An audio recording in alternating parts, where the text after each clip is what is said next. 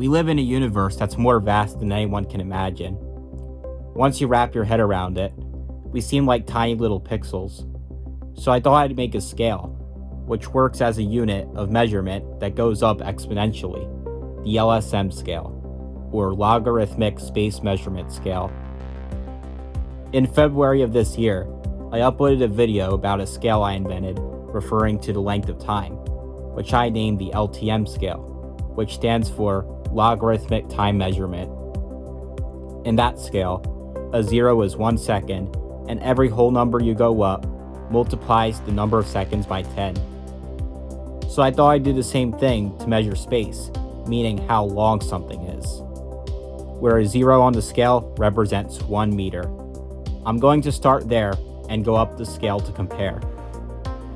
Like I said, an 0.0 on the LSM scale is equal to 1 meter. This is equal to 3 feet and about 3 inches, so it's just slightly bigger than a yard. It's about the height of a young child. Most adults have a height of an 0.2, which starts at 5 feet and 2 inches and ranges until you're 6 feet and 6 inches before you hit 0.3. Only 4 people in history have been confirmed to hit an 0.4, which is a height of 8 feet and 4 inches. A lot of 4s there. But let's go on to the next full level on the scale. A 1.0 on the scale is equal to 10 meters, which can also be referred to as 1 decameter. This is 32 feet and 9 inches. You may think of this as an appropriate height of a tree in your backyard, or the length of a small airplane. It already starts to get big when we're referring to object size, yet quite small when referring to how far point A is from point B. Remember when I said this in my LTM scale video? Going up by 0.3 LTM makes it about double the amount of time. Going up 0.5 makes it about triple the amount. And going up 0.7 makes it about 5 times the amount. The same applies to the LSM scale. To get to the next level, a 2.0, we have to multiply by 10 again. This makes a 2.0 on the LSM scale equal to 100 meters, or 1 hectometer. This is equal to 328 feet. This is about the length of an American football field. It's an easy distance to walk, as it would only take a minute or two to walk this distance. But it's the point where we really start to have an altitude in terms of height. A building that's 30 stories high would fall around here. This is also around the height of some of the world's tallest roller coasters at their highest point. The tallest roller coaster in the world is a 2.1. A 3.0 on the scale is 1,000 meters, which you may already know is 1 kilometer. It's 62.1% the length of a mile, or 3,280 feet, which happens to be exactly 2,000 feet less than a mile. This is a good distance to take a jog for short exercise, or to take your dog for a walk. This would also be a quick drive to somewhere right around the corner from your house. But in terms of height, even the tallest building in the world, the Burj Khalifa, falls short of a 3.0, being a 2.9. A 4.0 on the LSM scale is 10 kilometers, or 10,000 meters, or 6.2 miles. This is like a typical drive you'd go on if you wanted to go out of your way a little bit to a specific restaurant or store, or to see your relatives. It's also the maximum height that you'll reach on your average airplane flight. It comes close to the border of the Earth's troposphere, where you'll start to enter the stratosphere. Some of the highest clouds fall here as well. It's also the depth of the deepest trench in the world, the Mariana Trench. Mount Everest falls just short, being a 3.9. A 5.0 is equal to 100 kilometers, which is 100,000 meters, or 62.1 miles. This makes a big difference from the previous whole number in terms of altitude. It goes past the mesosphere into the Earth's thermosphere, where the air becomes very thin, and where many scientists say that space first begins. Brian Binney flew this high up in 2004. Not to mention, it becomes a lot harder to travel this distance by foot. You'd have to run 2 full marathons and you still wouldn't be done. It would be extremely difficult for most people to walk this distance without taking a break. But to drive this distance is still easily doable. It's about the distance from Philadelphia to Atlantic City. It would just take an hour or 2. It's still an insignificant distance on a world map. A 6.0 is 1,000,000 meters, 1,000 kilometers, or 1 megameter. At 621 miles, this is around the point where if you wanted to go from one place to another this far away, you might fly there instead of driving. You could still drive this distance, but it would be a nice long road trip. When I went back from Florida in 2024, we managed to just reach a 6.2 distance road trip. A 6.0 is also the length of Italy. The largest known asteroid, Ceres, almost reaches it in diameter. If it were to hit Earth, it would set everything ablaze, and we'd all be gone. If you were this high up off the ground, you'd be in the Earth's exosphere, the outermost layer of the atmosphere, where you'd definitely be in space by then. A 7.0 is 10 of these megameters, or 10 million meters. Now we're taking a trip around the world. This is about the distance from Toronto to Tokyo, and you'd be flying all day. So it's not as long as the entire Earth or the planet Venus, but it's longer than Mars and much longer than Mercury. There once was a British adventurer with the name George Megan, who walked a record-breaking 7.4 LSM, almost a 7.5, from 1977 to 1983. Of course, he had to eat and sleep, but it's still insane. Let's move to an 8.0. At 100 megameters, or 100 million meters, we've gone from the diameter of the inner planets to the diameter of the outer planets. It's more than that of Uranus and Neptune, but less than that of Jupiter and Saturn, although the latter still goes into the 8.0 range. As far as altitude goes, at this point, you would not only be in space, but you also would have completely escaped the Earth's atmosphere. However, you wouldn't have gone far enough to reach the moon just yet. You'd have to hit an 8.5 on the scale to reach the moon. If you want to say you've traveled an 8.0 distance, you'd have to fly around the entire world 4 times. A 9.0 LSM is 1,000,000,000 meters, 1,000,000 kilometers, 1,000 megameters, and 1 gigameter. This is about how wide the average star is. The diameter of our sun is a 9.1. If you could see a 9.0 LSM distance from point A to point B of your vision, this is the point where you'd easily be able to see the fastest thing in the universe moving, which is the speed of light. As it takes light about 3.3 seconds to travel this distance in a vacuum. 10.0.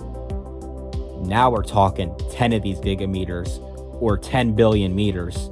If every human living on Earth were to stand on top of each other's shoulders, this is about the height our human tower would rise.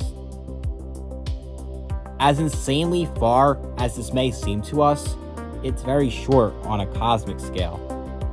You still wouldn't have gone far enough from Earth to reach any celestial body besides the moon. And if we were this close to the sun, we'd all boil away instantly. 11.0. This is 100 gigameters, or 100 billion meters. Now it can start going places in the solar system. Depending on where the Earth and Mars are with the rotation around the sun, you can reach Mars by traveling this distance. The distance Venus is from the sun also falls into this range. The Earth is 11.1, close to an 11.2 from the sun. I'm thankful that God put us at just the right distance to sustain life. But to put into perspective how long an 11.0 is on the scale, if a robot was built from the day it was born to constantly run non-stop at the speed of Usain Bolt, the fastest runner in the world, and lived until they were the age of the oldest person to ever live, it still wouldn't make it. They'd only make it about halfway. But the scale doesn't end here. A 12.0 is a trillion meters. The special name for this length is 1 terameter. It's a fitting name because it's terrifyingly large. It falls in between the orbit of Jupiter and Saturn, at this distance from the Sun. It would be far too cold for Earth to sustain life. The largest star ever discovered, UI Scuti, has a 12.3 diameter. Considering that's 1,000 times that of our Sun, we could fit 1 billion suns inside of it, since we have to account for all 3 dimensions to solve for the volume of something. Let's jump to a 15.0, which is 1,000 times that of a 12.0. This is a quadrillion meters, or 1 petameter. This is about the length of the Stingray Nebula, which is actually one of the smallest nebulas. At a 13.0, you already would have went further than Pluto from the Sun, but at a 15.0, you'd be inside what's known as the Oort cloud, which is still considered to be part of the solar system. An 18.0 is a quintillion meters, or 1 exameter.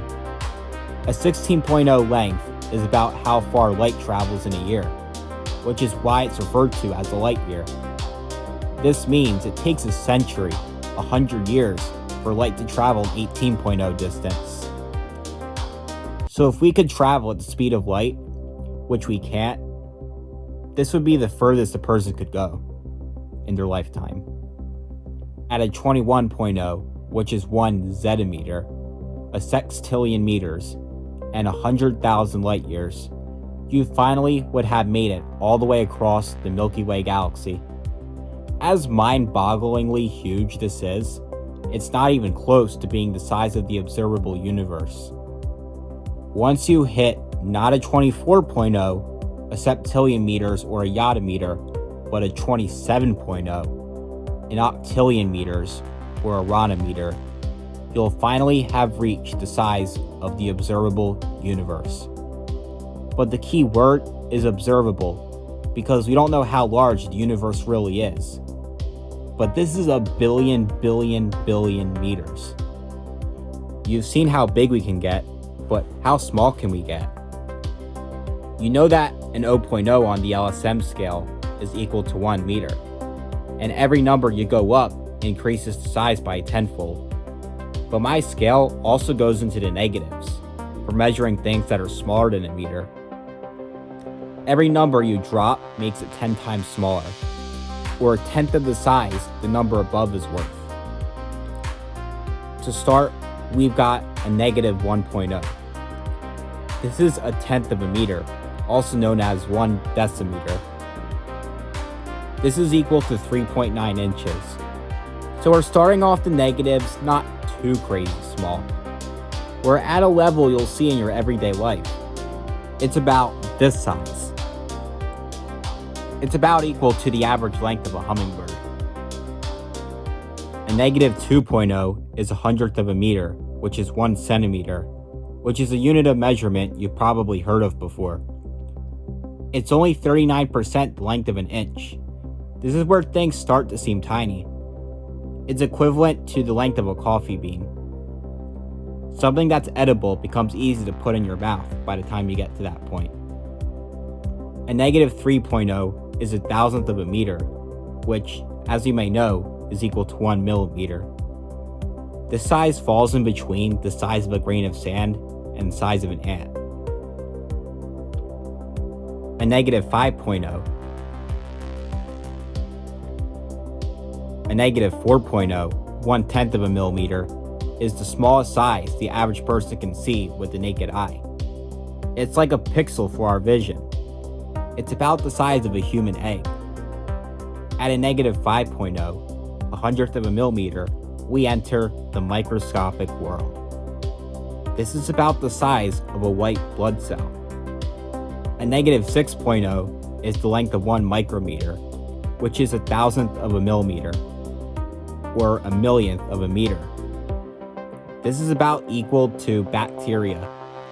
The largest virus in the world is also approximately a micrometer in size.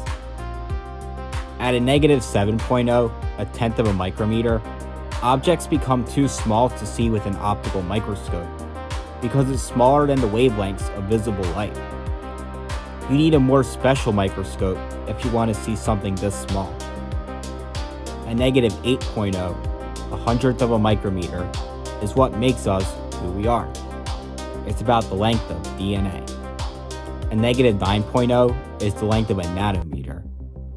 It's a billionth of a meter. This is an average length for a molecule, which is a fusion of something even smaller, atoms. A negative 10.0, a tenth of a nanometer, is an atom size. The hydrogen atom is a good equivalent. This is also equal to a unit of measurement known as an angstrom. At a negative 11.0, a hundredth of a nanometer, you'd no longer be able to see things with something known as an electron microscope, which is one of the most powerful microscopes in the world. A negative 12.0, a trillionth of a meter, is equal to a picometer. This is the length where electromagnetic radiation becomes an extreme danger. A negative 15.0, or a quadrillionth of a meter, is a femtometer.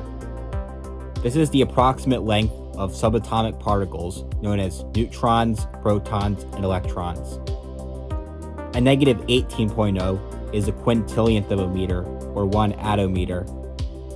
This is about the length of a quark. Quarks are literal pixel points at what makes matter exist. Does that mean it's the smallest anything can possibly be? No, my friends, it's not even close.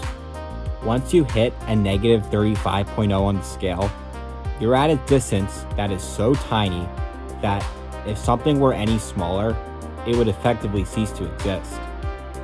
This distance is known as the Planck distance. It's 100 quadrillion times smaller than a quark. To put into perspective how small that is, if you were to go right in the middle between the Planck length and the observable universe, you'd be at a negative 4.0, 31 units from both ends. And as I was saying earlier, things already start to become invisible to the naked eye beyond that point. This means us as humans are closer to the observable universe than to the Planck length and size. We shouldn't feel so small after all. So you've seen how big our universe is and also how small it is. Again, if you want to see me use this scale to measure time, check out my LSM Scale video that I uploaded back in February of this month. Thanks for watching this video. Bye everyone.